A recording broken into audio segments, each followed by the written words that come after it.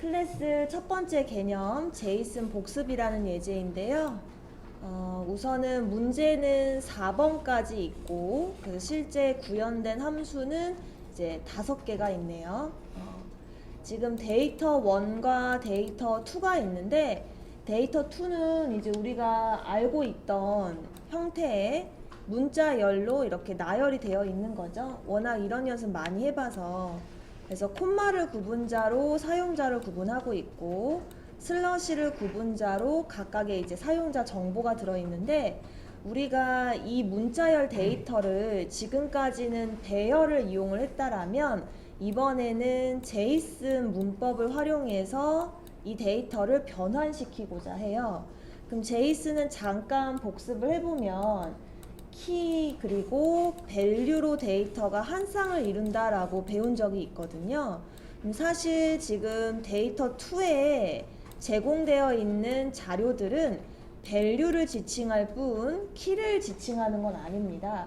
그래서 우리 친구들이 실습을 할 때 키값을 임의로 설정하지 않고 문자열로 고정된 키값을 제공하고자 데이터 1을 준비를 했어요. 그래서 순서가 동일합니다. num이라는 키값으로 1001, name이라는 키값으로 김철수, 코리아로 100, math로 20 이렇게 저장해달라 하고 요청 드리고자 데이터 1과 데이터 2를 한번 준비해봤어요. 네. 자, 그러면 첫 번째 문제는 요구사항이 무엇인지 같이 읽어보면 이 데이터 1과 데이터 2를 파싱 잘라내서 아래와 같은 형태의 제이슨 리스트로 저장해달라. 그래서 데이터 1은 제이슨의 키를 뜻하고 데이터 2는 제이슨의 밸류를 뜻한다. 일단 제이슨 리스트의 자료형은 크게 외곽은 배열로 되어 있고요. 내부가 제이슨이에요. 그래서 제이슨에 접근하려면 제이슨 리스트 대가로 012 인덱스로 접근을 해야 그 행의 제이슨 데이터에 접근을 할 수가 있겠죠. 네. 자, 그럼 문제 1번을 어떻게 풀었나 봤더니 파스 데이터라는 함수를 만들어서 문자열의 데이터 1과 2를 전달을 합니다. 파스 데이터로 가볼게요. 얘는 문자열 데이터 1과 데이터 2를 봤는데 이름을 좀 바꿀 거 그랬나 봐요. 어쨌거나 데이터 1은 앞서 소개한 대로 키를 의미하고요. 데이터 2는 제이슨의 밸류를 의미한다라고 했습니다. 그러면 데이터 1은 사실은 구분자가 슬러시밖에 없기 때문에 이것이 파싱이 돼서 그냥 하나의 1차원 배열로 정리가 됐을 거라고 우리가 유추가 가능합니다. 요렇게요. 그죠? 네. 그리고 변수명을 키즈로 해서 바꿔서 배열로 저장을 했네요. 자, 그 다음에 데이터 2는 이제 콤마를 구분자로 개개인의 한 덩어리로 토큰에 저장을 하고요. 토큰의 길이만큼 반복한다는데 몇 명인지 잠깐 보니까 김철수, 이영수, 오민수로 3명이네요. 그러면 3번 반복을 하면서 다시 그 각각의 개인의 정보를 슬러시를 구분자로 잘라냅니다. 그러면 일단 임시로 1번의 회원 정보만 잠깐 가지고 와 볼게요. 그러면 템프는 우리가 유추해 보건데 네, 요렇게 김철수 120 이렇게 콤마를 구분자로 1차원 배열로 저장이 되어 있을 거고요. 근데 문제에서 요구한 것은 키즈에 저장된 키값과 템프에 저장된 밸류를 하나로 묶어서 제이슨으로 만들어 달라라는 요청이 있었어요. 그래서 유닛이라는 중괄호를 활용해 제이슨 변수를 선언을 하고요.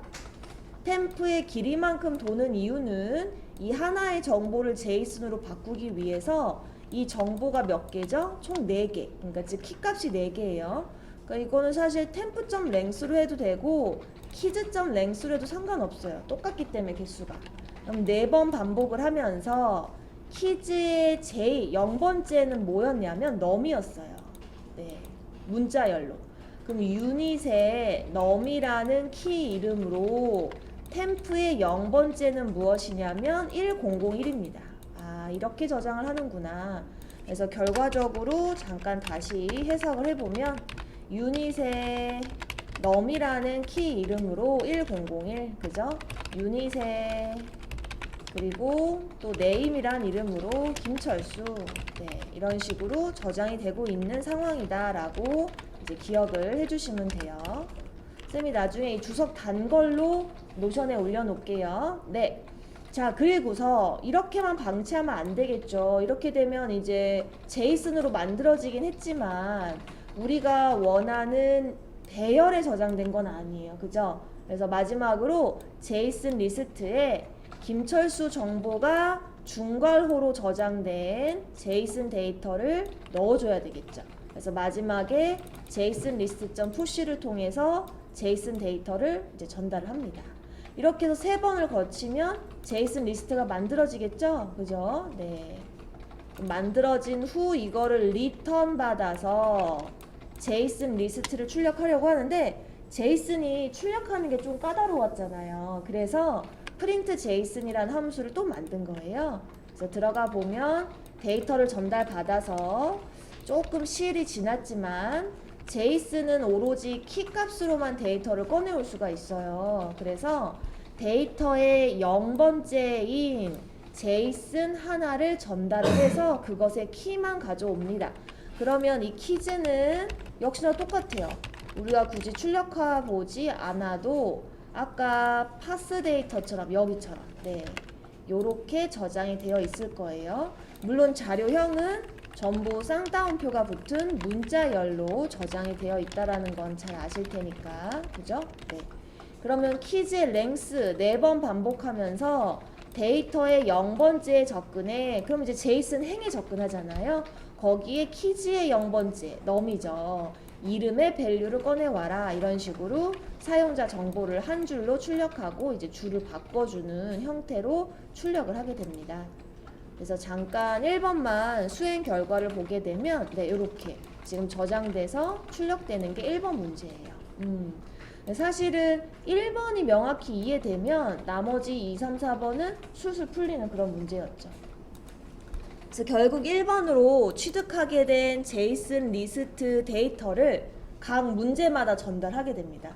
그래서 두 번째 문제는 아마도 1등 학생의 이름을 추출하는 문제였나 봐요. 그래서 print first place 함수를 가게 되면 이 제이슨으로 된 리스트를 받아서 반복을 하면서 성적을 모두 더합니다. 근데 성적이 아직 문자열로 저장되어 있어서 넘버로 형 변환하고 이름을 출력해야 되기 때문에 맥스 인덱스도 반드시 필요해요. 그래서 맥스 스코어, 맥스 인덱스를 이용해서 마지막에 1등의 몇 번째 행의 이름의 밸류를 꺼내다오 하면 이영수라는 학생 정보가 나온다고 합니다. 만약 지금 이게 불편하다면 제이슨 파트를 다시 한번 복습하는 게 가장 좋고요. 네. 자, 그 다음에 add new info는 무엇인고 하니 여기 위에 살짝 add라는 문자열이 하나 있어요. 이게 바로 새로운 학생 정보인데 새로운 학생 정보를 제이슨 리스트에 추가를 해달래요. 그래서 add new info는 데이터 1 그리고 add 추가 학생 정보 제이슨 리스트를 동시에 전달합니다. 데이터 1은 왜 필요하나요? 지금 이 제이슨 리스트에 이 학생 정보를 추가할 건데 이 학생도 이 키값을 토대로 하나씩 쌍을 매겨서 제이슨으로 변환해야 되기 때문에 필요해서 데이터 1 키값을 전달을 한 거예요. 네. 그래서 add new info를 보게 되면 네, 얘는 이제 키값 정렬한 거고요. 그럼 num, name, 뭐 그죠? 코리아, eng 뭐 이렇게 저장이 될 테고 아까랑 똑같아요. 네.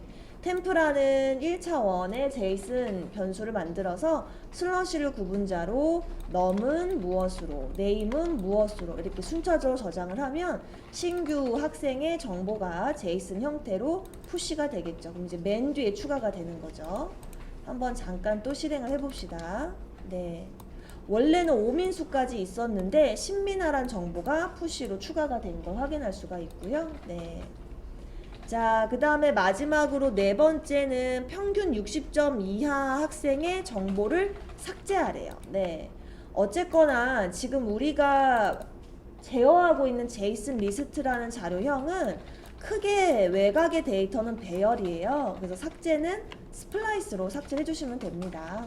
그래서 총점과 평균을 구한 후 평균이 60점 이하인 학생만 제이슨 리스트의 스플라이스로 한 개, 그 위치의 데이터를 한 개 삭제해줘로 처리하시게 되면 역시나 삭제가 돼서 이영수와 신민아 학생 두 학생만 이제 남게 된다고 합니다.